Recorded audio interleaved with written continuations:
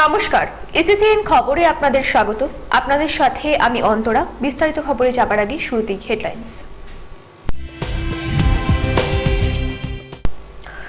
দিনহাটা কলেজে অবৈধভাবে অস্থায়ী কর্মী নিয়োগ নিয়ে অভিযোগ তুলে আন্দোলনে নামল টিএমসিপি ও এসএফআই। নয়ারহাটে বিজেপি দলীয় কার্যালয় উদ্বোধনের পর বিধায়ক উদয়ন গুহর কড়া সমালোচনা করলেন সাংসদ নিশীথ প্রামাণিক। পদ্মশ্রী পুরস্কার পেলেন তুফানগঞ্জের ধর্মনারায়ণ বর্মা। আসছি বিস্তারিত খবরে। অবৈধভাবে ৩ জন অস্থায়ী কর্মী নিয়োগ করা হয়েছে বলে অভিযোগ তুলে দিনহাটা কলেজের ভারপ্রাপ্ত অধ্যক্ষকে ঘেরাও করে বিক্ষোভ দেখালো তৃণমূল ছাত্র পরিষদ। বুধবার এই বিক্ষোভ দেখানো হয়। অবৈধভাবে কর্মী নিয়োগের বিরোধিতা করে কলেজ কর্তৃপক্ষের বিরুদ্ধে ছাত্র সংগঠনের আন্দোলনকে ঘিরে ব্যাপক আলোড়ন ছড়িয়ে পড়ল। তাদের বক্তব্য, কোন রকম বিজ্ঞপ্তি জারি না করেই কলেজ কর্তৃপক্ষ ৩ জন অস্থায়ী কর্মী নিয়োগ করেছে। তাদের মধ্যে একজন ছাত্রনেতা অলোকনিতাই দাসের খুনে অভিযুক্ত। এই নিয়োগের বিরোধিতা করেছে পশ্চিমবঙ্গ কলেজ ক্যাজুয়াল এমপ্লয়িজ সমিতি। যদিও কলেজের ইনচার্জ ফেরদৌস ইসলাম বলেন, কলেজের গভর্নিং বডির সিদ্ধান্ত অনুসারে ওই ৩ জনকে নিয়োগ করা হয়েছে।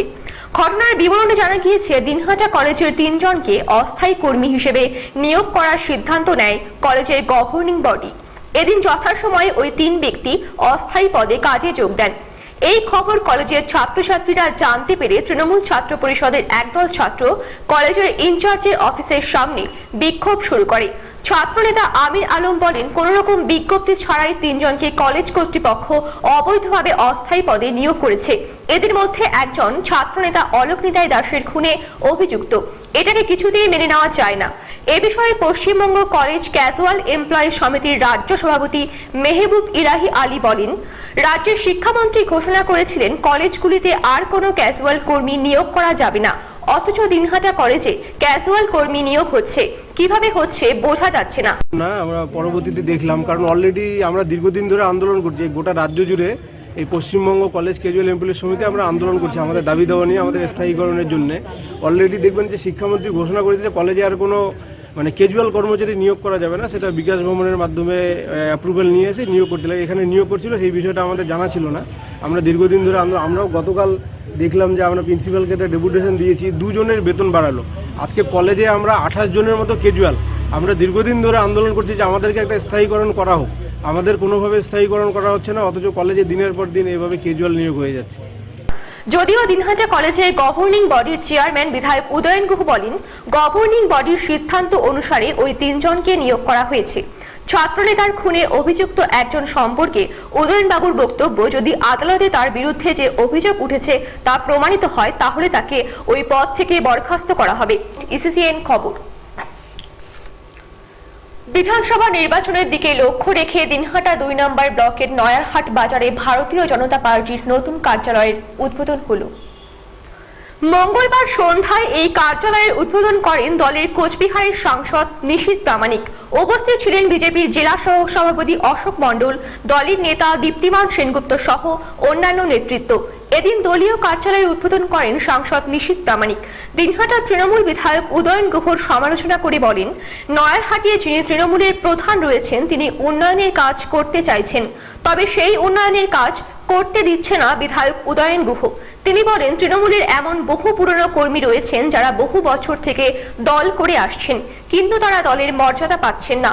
অথচ কিছু মানুষ রয়েছেন যারা প্যারাশুট থেকে নেমে এসে ব্যক্তি স্বার্থ চরিতার্থ করার জন্যই দল করছেন। এ ধরনের এক ব্যক্তি বিধায়ক উদয়ন গুহ। কংগ্রেস একেবারে গোষ্ঠী কন্দলে জর্জরিত। আমরা দেখতে পাচ্ছি যে প্রধান গ্রাম পঞ্চায়েত প্রধান যেখানে নয়ারহাটের উন্নয়ন করবার চেষ্টা করছে, সেখানে এই যে বিধায়ক রয়েছে এই বিধানসভার তৃণমূল কংগ্রেসেরই বিধায়ক, সেই বিধায়ক কিন্তু এসে প্রধানের কাজে বিভিন্ন সময় আমরা দেখতে পাচ্ছি হস্তক্ষেপ করছে এবং একটা যে উন্নয়নের ক্ষেত্রে কিন্তু একটা বাধা তৈরির চেষ্টা করছে। একই রকমভাবে আমরা যখন এমপি ল্যাড থেকে বিভিন্ন জায়গায় বিভিন্ন গ্রাম পঞ্চায়েতে আমরা বিভিন্ন ডেভেলপমেন্ট ওয়ার্ক করতে চাচ্ছি, সেই আমাদের যে সাংসদ নিধির টাকা দিয়ে আমরা যখন ডেভেলপমেন্ট করতে যাচ্ছি, ঠিক একইভাবে দেখা যাচ্ছে বিধায়ক গিয়ে সেখানেও বাধার সৃষ্টি করছে। অর্থাৎ প্রধান তার নিজের দলের প্রধান, সেই কাজেও বাধা দিতে হবে এবং আমি নিজে একজন সাংসদ, সেই সাংসদের কাজেও বাধা দিতে হবে। অর্থাৎ ডেভেলপমেন্ট করতে দেবে না বলে একেবারে প্রতিজ্ঞাবদ্ধ হয়েছে দিনহাটার বিধায়ক। এবং আমরা দেখতে পাচ্ছি শুধুমাত্র একেবারে নিজেদের ক্ষমতা কুক্ষিগত করবার যে রাজনীতি, সেই রাজনীতি কিন্তু করবার চেষ্টা করছে বিধায়ক।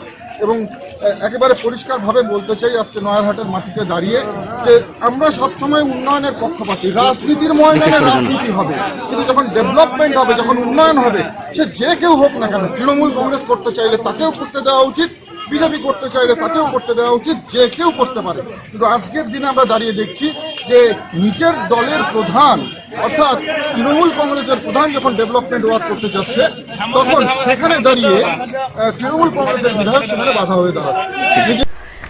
এদিন দিনহাটা নয়ারহাটে এসে তৃণমূল দলের স্থানীয় প্রধানের প্রশংসা করে তৃণমূলের গোষ্ঠী কোন্দলকে উস্কে দিয়ে গেলেন সাংসদ নিশীথ প্রামাণিক। দিনহাটার নয়ারহাট এলাকায় তৃণমূল বিধায়ক উদয়ন গুহর অনুগামীদের সঙ্গে এলাকার প্রধান মমতাজ বেগমের অনুগামীদের গোষ্ঠী কোন্দল চলে এসেছে বেশ কিছুদিন ধরেই। দুটি গোষ্ঠী ইতিমধ্যেই আলাদা আলাদাভাবে কর্মসূচি চালিয়ে আসছে। বিধানসভা ভোট যত এগিয়ে আসছে, নয়ারহাটে তৃণমূলের গোষ্ঠী কোন্দল আরও চরম আকার নিচ্ছে। এই পরিস্থিতিতে বিজেপি সাংসদ নিশীথ প্রামাণিকের প্রধানের প্রশংসা আলাদা মাত্রা যুক্ত করেছে। ইসিসিএন খবর। পদ্মশ্রী সম্মানে ভূষিত হলেন তুফানগঞ্জ মহকুমার তুফানগঞ্জ 2 ব্লকের 12 কোদালি গ্রাম পঞ্চায়েতের হরিপুর গ্রাম তথা উত্তরবঙ্গের গর্ব ধর্মনারায়ণ বর্মা। 1935 সালের 10ই নভেম্বর জন্ম নেন তিনি। ছোট থেকেই এলাকায় বেশ আদরে ছিলেন ধর্মনারায়ণ বাবু। তিনি তুফানগঞ্জের নৃপেন্দ্র নারায়ণ মেমোরিয়াল উচ্চ ইংরেজি বিদ্যালয় থেকে 1951 সালে ম্যাট্রিক পাশ করেন। এরপরেই উচ্চ শিক্ষায় শিক্ষিত হবার জন্য কোচবিহার ভিক্টোরিয়া কলেজে ভর্তি হন। সেখান থেকেই আইএ এবং বিএ পাশ করেন। 1959 সালে কলকাতা বিশ্ববিদ্যালয় থেকে সংস্কৃতে এমএ পাশ করেন। এরপরে শিক্ষকতা জীবন শুরু করেন ধর্মনারায়ণ বাবু। তবে 1995 সালে অবসর গ্রহণের পর তুফানগঞ্জে ফিরে আসেন। তারপর সেখান থেকে কামতাপুরী ভাষায় গবেষণা শুরু করেন। এরপর থেকে ভাষা গবেষণাতে তার পরিচিতি বাড়তে থাকে। একাধারে তিনি গবেষক এবং লেখক হিসেবে যথেষ্ট সুনাম ও খ্যাতি অর্জন করেন। তার লেখা বইগুলির মধ্যে উল্লেখযোগ্য ছিল কামতাপুরী ভাষা সাহিত্যের রূপরেখা, Mahavir Chilarai, Maharaja Naranarayan, step to Kamta Bihari language, Kamta Bihari ভাষার ব্যাকরণ ইত্যাদি। তারপর 72তম প্রজাতন্ত্র দিবসের দিনে ধর্মনারায়ণ বাবু পদ্মশ্রী সম্মানে ভূষিত হওয়ায় কোচবিহারের তুফানগঞ্জ তথা উত্তরের রাজবংশী সম্প্রদায়ের মানুষ খুব খুশি। জানা গেছে এই প্রথম রাজবংশী সম্প্রদায়ের কোনো গবেষক পদ্মশ্রী সম্মান পাওয়ায় খুশিতে মেতেছে তুফানগঞ্জবাসী। ওই ঘোষণা হওয়ার পরে স্থানীয় মানুষজন ও ভারতীয় জনতা পার্টির পক্ষ থেকে উৎপল দাস ধর্মনারায়ণ বর্মাকে সংবর্ধনা দিতে তার বাড়িতে গিয়েছেন। ইসিসিএন খবর। বিদ্যুৎ অপচয় রোধে যখন নানাভাবে উদ্যোগ নেওয়া হচ্ছে, ঠিক তখন দিনহাটা কলেজ হল স্টেশনে দিনরাত জ্বলে থাকছে লাইট। হল স্টেশনের এই প্ল্যাটফর্মের লাইট দিনের বেলাতেও জ্বলে থাকায় প্রশ্ন উঠেছে সংশ্লিষ্ট দপ্তরের কর্মীদের কর্তব্য নিয়েও। স্টেশনের প্ল্যাটফর্মের দিনের বেলাতে একাধিক লাইট পোস্টে বুধবার অনেক বেলাতেও লাইট জ্বলতে দেখা যায়। স্টেশনে থাকা যাত্রীরাও অনেকে ক্ষোভ প্রকাশ করেন। এ নিয়ে স্টেশনে কর্তব্যরত কর্মীর সাথে যোগাযোগ করা হলেও তাকে পাওয়া যায়নি। প্রায় স্টেশনের প্ল্যাটফর্মে লাইট জ্বলে থাকে। বিষয়টি নিয়ে দিনহাটা স্টেশনের এক আধিকারিকের সাথে যোগাযোগ করা হলে তিনি বলেন, কলেজ হল স্টেশনের প্ল্যাটফর্মে দিনের বেলা লাইট জ্বলে থাকার বিষয়টি খোঁজ নিয়ে দেখবেন। ইসিসিএন খবর, দিনহাটা। পিকে দাস নকআউট ক্রিকেট টুর্নামেন্টে চ্যাম্পিয়ন হল কালপাটি একাদশ। দিনহাটা 2 ব্লকের চৌধুরীহাট বিবেকানন্দ বিদ্যা মন্দিরের মাঠে মঙ্গলবার টুর্নামেন্টের ফাইনাল খেলা অনুষ্ঠিত হয়। এদিন টসে জিতে বলরামপুর দল ফিল্ডিং নেয়। প্রথমে ব্যাট করতে নেমে কালমাটি একাদশ 20 ওভারে 5 উইকেট হারিয়ে 295 রান করে। দলের হয়ে বিষ্ণু রায় 39 বলে 122 রান করে।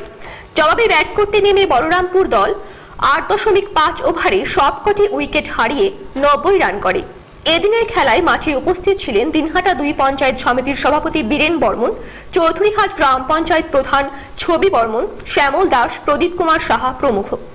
আয়োজক আপ্পু সংঘের সভাপতি বিশ্বরূপ সরকার জানান, এদিনের খেলায় ম্যান অব দ্য ম্যাচ ও ম্যান অব দ্য সিরিজ হয় বিজয়ী দলের বিষ্ণু রায়। খেলাকে ঘিরে মাঠে ক্রিকেট প্রেমীদের উপস্থিতি উৎসাহ ছিল যথেষ্ট। এবছরের খেলা 21তম বর্ষ বলে উদ্যোক্তারা জানান। ইসিসিএন খবর।